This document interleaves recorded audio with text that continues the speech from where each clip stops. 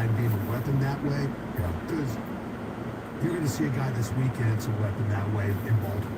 You know, his ability to run and to pull the ball and to embarrass you on the edge. It's the biggest cheat code you can have in the game is having a quarterback that can consistently run on you while also being some level of a threat to throw. If you told me that my guy wasn't going to get banged up like a Tua, I would think, man, everybody should be doing this right now. It's just so hard to sustain it unless you've built a good enough team to where you can say, hey, we can really dial you back during the regular season and then unleash you in spots, in moments, and then obviously in the postseason if you're good enough to do that. But like the Eagles right now, I feel like they might be a team that you're going to have to run your quarterback in order to be a playoff team. You can't just save him for the postseason.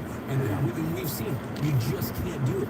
You just can't spend all season as a quarterback taking shots and expect to still be yourself come postseason time when everything is much more, much less margin for error. That hurt Philly 1 year. Remember the shoulder problem he had? Yes. And Lamar Jackson. And everybody was getting on me because I was in Philadelphia. It's like somebody told me this guy ain't right. And I reported it, and then all of a sudden it's like, what happened? The guy wasn't right. So, yeah, that's the thing you worry about. Your season might be in the balance if all of a sudden your guy does get hurt that way. Yeah, it's just too flimsy. That's why you want to have a guy who has that a part of his game. He is mobile. He can steal first downs on you, but that's not his entire game. You don't want Taysom Hill throwing the ball. No, well, gosh, no. But even like Lamar Jackson and Jalen Hurts, though, they're both still more. When you think of them as runners. And that's just not, it's just not sustainable. And if you can have a pipeline of 2 or 3 guys, then good on you that you've done something that nobody can do. Most teams can't find one quarterback, and in this scenario, you're finding 2 or 3. You know, but that's a tough line to balance there. And ultimately, you have to be able to throw the football consistently, and you want to have some mobility. Now, you got to have the mobility, but more than anything, your quarterback still has to be able to throw the ball if you actually want to win a Super Bowl. Yes. Yeah, you need to be able to do that at a pretty good level. I think, the kind of quarterbacks you're talking about doing this are guys that have, more or less proven I can throw it enough to make the big plays, right? And that's the guy that we want to have healthy when we get to the playoffs. I think the other way of looking at it is like guys like Dak and Kirk Cousins win this, and guys on rookie contracts win this. So you're like really spinning your wheels at $50 or $60 million. It's like goats win this, and guys on rookie contracts win this. So you're like really spinning your wheels at $50 or $60 million, and you're depending so much on this guy to be healthy and be good enough to elevate your team, and they don't exist. Yeah, I love your strategy of, if you're turning and burning and you're using Jalen Hurts for what he was on his rookie contract, getting you to places that you didn't think were possible, and then now when it's time to pay him, you step up and say, no, we will find another guy who no one thought Jalen Hurts was going to be able to do what he's done to this point in the sport, and we'll get a guy who's mobile enough, and we'll build a supreme roster around him because he's on the second-round quarterback contract. Okay, your backup is Trey Lance, right? So with the 49ers, a team good enough to get to the Super Bowl, he's 4-4 as a starter, right? And he can't throw a lick. He can't read a defense a lick. And they're trying not to run him a lot. Run him a lot. Yeah, maybe it goes 5-3. Maybe it goes 6-2, and you're buying time for your real running quarterback who can also throw good enough, to be healthy when you get to the playoffs. I just think we're banging our head against a brick wall with a lot of these teams building with the current quarterback, system of giving him 25% of the salary cap and then asking him to be Tom Brady when, he's more closer to Derek Carr, Kirk Cousins, something like that. I'm so with you on that. So, Jerry Jones on the fan this morning, I thought he had a great point there in the crosstalk with Chuck. I think he's just selling. I don't think he's I don't think he's lost it, I think he's intentionally going, what are you talking about, man? We're good. Because they're going through their version of a rebuild. This team is young, but he wants the fans to believe. Every year that belief, and that's ultimately what NFL parity does. It allows average teams to believe this could work. Yeah, I just don't know how, Cowboy fans that we go Cowboys are rebuilding. Year in and year out. They're rebuilding. They don't want to call it rebuilding, but they got their main people replaced. Just because he's selling, we don't have to be buying. Yeah, I don't watch shit. No, it's not ever. Hey, what's going on? Hello, how you doing? How you doing? sure. How you doing? Let's see what the Ravens Trying to go that way. You know, all of a sudden, that was a lot of Saints fans in that building. I know there's a lot of folks here still. I'm sub. Lost their homes. Sub. Man, I'll tell you what, it looked like Sub what? Sub to teacher? fans probably gave up.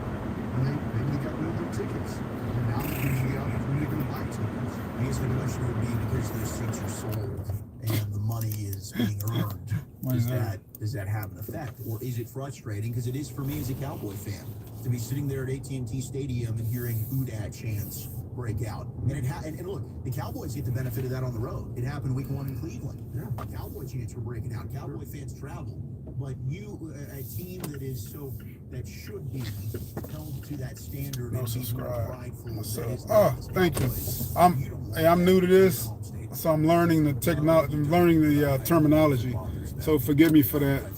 So yeah, I want you to sub. I appreciate it. I'm gonna try to get on more often. They got 100,000 seats. They want to sell every one of Because them. I'm studying. I'm a real estate agent. Your fan base. I'm also studying for my LSAT, They want to put everybody in the seats. law school admission test. You know? It sucks as a fan. No subscribe. You know, it sucks that your owner wants to do that. I feel like an idiot. But anyway, I appreciate it. Being the most visible, the most popular Yeah. franchise, your building is going to be a bucket list type of destination. Yeah, and I wonder too. I mean, maybe you can blame some Cowboy fans too for giving up their tickets. You know, but they probably have had enough. But I can't be upset with them, right? Like, Well, that's what I'm saying. understand it. They probably have had enough. Yeah. They don't want to deal with it anymore. They It's don't want totally to. fair to feel that way. It's very fair. Alrighty, it is the G-Bag Nation here on 105.3 The Fan, home of the Typo. Cowboys, home of the World Series My champion bad. Texas Hi. Rangers. At least for another What's up, 6 Maddie? months or so we can call them the champs. Oh They're God. back in action tonight. The Blue Jays Yeah, I are gonna see. be in town. Coming up Yeah, in an hour, we're I'm gonna very talk new to about this thing here, man, and young, exciting I Take her figure, down. you know, who debuted last week. I'll take a chance. You never know who you're gonna meet. You never know what kind of doors can be open. Just another way to connect with people, just like a phone, fax, or email. Now we got this type of medium to connect with people. So that's what I do with it. All indications are this is Quinn Ewers' team. It is, I mean, just as somebody watching, it's very tempting, especially if Arch goes out there and continues to play well, which I believe he will, to just say, you know what, let's turn over the reins here. So where you at? The Noblest? The The roster believes in Nubius, Quinn, Noblest? and I fully expect Nope, Quinn Ewers to not get that ever. job back. as So soon where you as he's located? healthy from that abdominal strain. So he's week to week. Yeah. Arch is going to start this week. I think they're looking at maybe Quinn getting back for that OU game just up the road here at the Cotton Bowl. But my gosh, was it fun to watch Arch Manning on Yeah, they got Louisiana Monroe, and then they've got Mississippi State, who is not off to a very good start. So that'll give them an opportunity. What's your question? Quinn Wright for that Oklahoma game coming up. Yeah, that'd be the interesting thing if Quinn Ewers struggles against Oklahoma, Georgia, in back-to-back weeks, would the calls for Arch Manning be there? But he doesn't really have a chance to prove himself on that much of a level with Louisiana Monroe and UT. Was it UTSA? UTSA, yeah. And then Mississippi State. But it's a perfect way to start your Longhorn career and get people excited about the future. That's for sure. Okay, G-Bag of the Day coming up at 2:30. Chuck, where are we going next? Yeah, let's continue the college football conversation, shall we? We got the best teams in the state of Texas, an unwritten rule, and what are we doing? We got talent fees for student tickets. That's next in the nation. This nation is growing, and it's thanks to you. Let your friends know that the hottest afternoon show in town is G-Bag Nation on 105.3 The Fan and the Odyssey app, presented by Comerica. Did you know that 1 in 10 couples are affected by CD? Talking to your technician about comfort dysfunction isn't easy, but it's definitely a conversation worth having. 40,000 customers have had their CD talk with Reliant Air Conditioning. When you're ready for yours, visit ReliantAirConditioning.com for help. I'm going to the library. I got some studying to do for an exam I got coming up in November. I'm studying for the law school admission test, and I've taken it before, but it's been a while, so I'm going to take it again. See, I've been preparing for it. Kind of know what's on it. Come here and put a couple hours in, and keep. It's one of those things that now at you. My undergrad's in business and my master's and I have an MBA, and I took employment law. I took an employment law class, and I guess I got bit by the bug of going down this road I'm on now to try and apply to law school and earn legal education.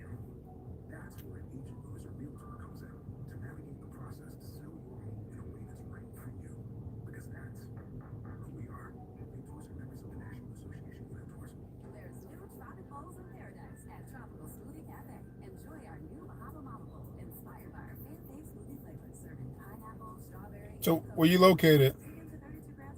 I got right in the sun. Slip on my.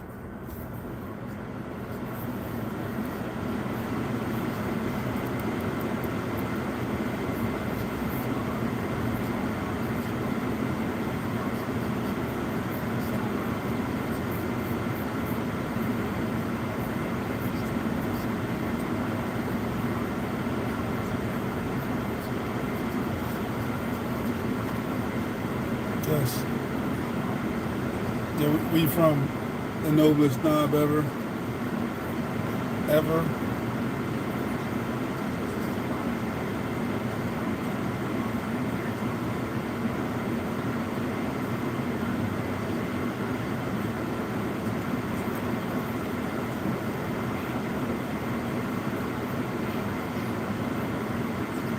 Oh, Texas.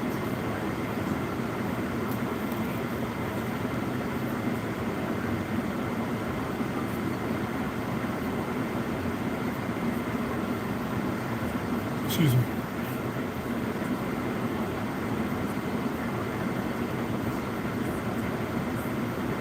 So watch all my videos. I'm glad you sub. I appreciate the sub. Hey, make sure you sub.